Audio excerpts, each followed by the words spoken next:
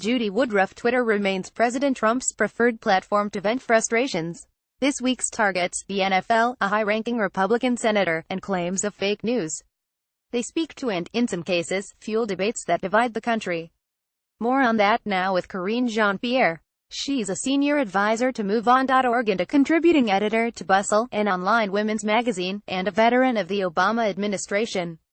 And Matt Schlapp, he's the chairman of the American Conservative Union and the former White House political director under President George W. Bush.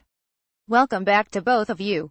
So, I was going to start with the exchange of insults over the last few days between the president, Senator Bob Corker. But, in the last few days, Matt, the president seems to have found somebody else to single out. And that's NBC News, Matt Schlapp, American Conservative Union, right? Judy Woodruff, because they have reported in the last day or so that, this summer, the president said he wanted to dramatically increase the U.S. nuclear arsenal tenfold. The president says that's not true. He's been backed up by the Defense Secretary, James Mattis. Now the president is saying he wants to look at NBC's license. Is this a good move for the president to be making Matt Schlapp? Well, I don't think it's necessarily a great week for NBC. They didn't go with the Harvey Weinstein story. They decided to take a pass. And then there's this story that Donald Trump went to the Department of State or the Pentagon and had a wide-ranging meeting with foreign policy advisors and asked very basic questions about our nuclear arsenal and the use of our nuclear arsenal. The contents of that meeting are what they thought they heard gets leaked. And a news outlet goes running with the fact that the president wanted to increase our nuclear arsenal tenfold. This is when I think people get frustrated with the news media. I think a president should be able to sit with his foreign policy advisors and ask all kinds of questions in confidence and get direction from them. And I don't think those very same career foreign service or career military people should leak those conversations. It breaches their duty, it's against the law, to try to weaken this president. I think it's a big mistake. The president was left with a terrible problem in North Korea and in Iran. He's got very few good choices, and he's trying to figure out what he can do. Judy Woodruff has this more about leaks than Korean and the media. Fake news. Karine Jean-Pierre, MoveOn.org. Look, I think we should be concerned that someone at such a high level in the administration is leaking this. But we have to ask, why is that? Why are they so uncomfortable that they have to leak these really interesting tactical decisions that the president is going to make? It's because they are concerned about the president's behavior, about how far he wants to take, how aggressive he is, how bombastic he is. So, basically, they're showing us what we see him talking about on Twitter. He's actually seriously talking about it, at the Resolute desk or in the Oval Office or in these meetings. But the thing about this is that this is the type of dictatorship or authoritarian regime that we're seeing from this president. He has to understand. John Kelly actually needs to slap the Constitution on his desk and tell him to read it, because he clearly has not read it.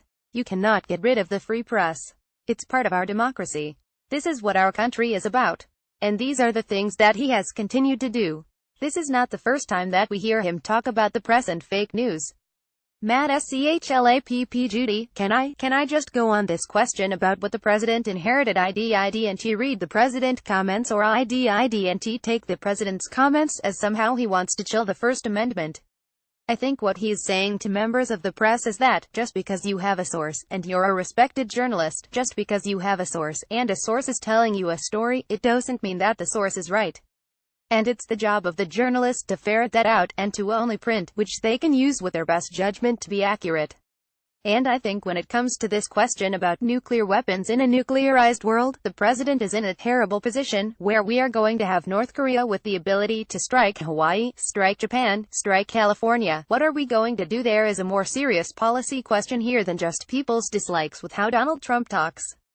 Karine Jean-Pierre, but he's the president.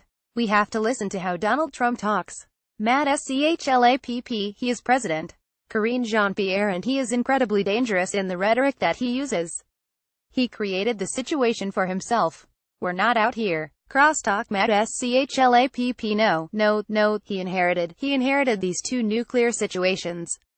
Karine Jean-Pierre, no. I'm not saying that he didn't, but his behavior is not helpful. Judy Woodruff, I want to bring up what, as I said, I was going to mention to begin with. And that was the comments of the chairman of the Senate Foreign Relations Committee, Bob Corker. He's announced he's not running for re-election.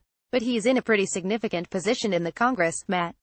He said in the last few days that the only thing separating the country from chaos are the people around the president, Secretary of Defense, Secretary of State, White House Chief of Staff.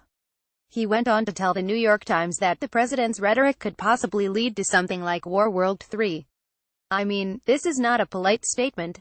Mad SCHLAPP. What could possibly lead to World War III is the idea that Bob Corker and his friends thought it was okay to allow Iran to get a nuclear weapon, and to not force that agreement to go through the Senate as a treaty, where it would have had a tougher time becoming the law of the land. That is what the president has inherited.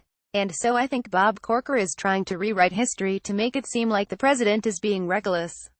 He has inherited an absolutely terrifying situation, with a nuclearized Iran, soon to be, and a nuclearized North Korea. It's all of these folks who have been around for the last decade who didn't take the steps previously to prevent this problem that we have today. Judy Woodruff is that. Are we just looking at it the wrong way? Karine Jean-Pierre. No, I think we're looking at it exactly the way it is.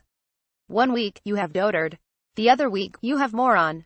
Now you have unfit from the Foreign Relations Committee chair. That is a big deal. We have to remember, Corker is not running for re-election anymore. He feels free. Mad SCHLAPP because he wouldn't win. Because he wouldn't win in a primary. Crosstalk. Karine Jean-Pierre. Well, let me finish my point here, Matt. Because he is free to say what he believes. He is, like you said, he is the chair for the Foreign Relations Committee. He knows exactly what's going on. And the problem with Donald Trump is that he's not used to people hitting back.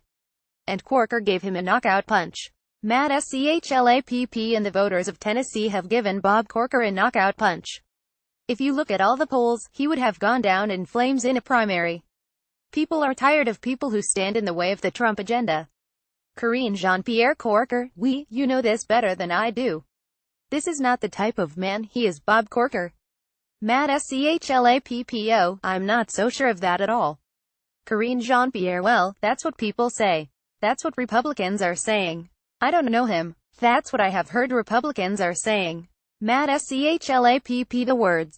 Crosstalk. Mad SCHLAPP. Out of his mouth. Crosstalk. Mad SCHLAPP. Didn't reflect.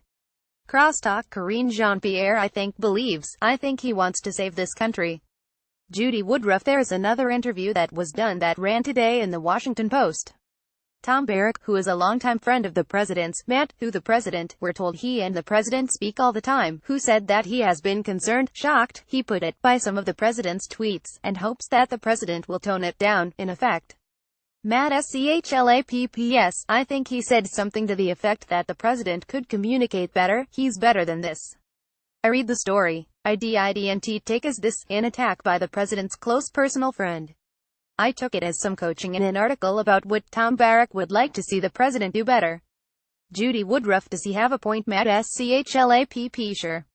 Absolutely. I think a lot of people who like and respect the president, there's a tweet here or a comment there where it leaves them saying, I wish he would have said it differently. And I think a lot of them try to talk through the media to him. I think that shows that he has friends that give him diverse viewpoints and direction. I think it's good. Judy Woodruff. 15 seconds. Karine Jean-Pierre. Well, it's fascinating that his friends have to go to the press in order to connect with Donald Trump because they know Donald Trump is going to listen and hear what he has to say. Mad SCHLAPP. He loves television. Karine Jean-Pierre. Yes, he does.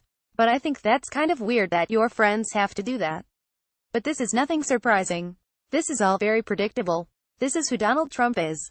I don't know why his friends are surprised. Judy Woodruff. So much to cover today. Laughter. Judy Woodruff. We didn't even get to Steve Bannon trying to get some people to run against the Senate. Karine Jean-Pierre. Waging war. Mad SCHLAPP. That's okay. That story is going to continue. Karine Jean-Pierre. It will continue. Well, they have Roy Moore because of Steve Bannon. Judy Woodruff. Karine Jean-Pierre. Matt Schlapp. Thank you both. Mad SCHLAPP. Thank you both. Judy Woodruff. Appreciate it. Karine Jean-Pierre. Thank you.